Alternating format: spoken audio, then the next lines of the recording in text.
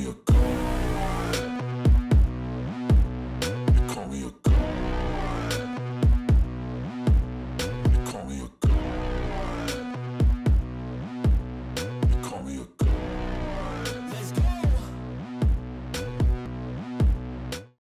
स्कूटीवरील 2 तरुणींना धडक देऊन पळून गेलेला स्कोडा चालक डॉक्टर अनिल बद्रीनाथ कादिया वय 34 याचा एपीएमसी पोलिसांनी शोध घेऊन त्याला ठाणे येथून अटक केली आहे। न्यायालयाने डॉक्टर कादिया याची 2 दिवसांच्या पोलीस कोठडीत रवानगी केली आहे। या अपघातातील स्कोडा चालक डॉक्टर कादिया हा रविवारी सकाळी 6:45 वाजण्याच्या सुमारास आपल्या कारमधून वाशी येथून ठाण्याच्या दिशेने जात होता।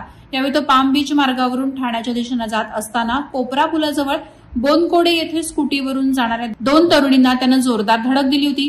त्यात स्कूटी चालक संस्कृती खोकलेचा जागीच तर अंजली पांडेचा उपचारादरम्यान मृत्यू झाला होता। या अपघातानंतर डॉक्टर कादिया यानं जखमी तरुणींना कुठल्याही प्रकारची मदत न करता तसंच या अपघाताची माहिती पोलिसांना न देताच पलायन केलं होतं। या अपघातानंतर पळून गेलेल्या कार चालकाचा शोध घेण्यासाठी पोलिसांनी येथील सीसीटीव्ही कॅमेऱ्यांची तपासणी केल्यानंतर या मार्गावरील बहुतेक सीसीटीव्ही बंद असल्याचं आढळून आलं। त्यामुळे या अपघातातील आरोपी कार चालकाचा शोध घेण्यात पोलिसांना बऱ्याच अडचणी आल्या। झालेल्या अपघातातील स्कोडा कारनं स्कूटीला जोरात धडक दिल्यामुळे स्कूटीवरील दोन्ही तरुणी हवेत फेकल्या गेल्या।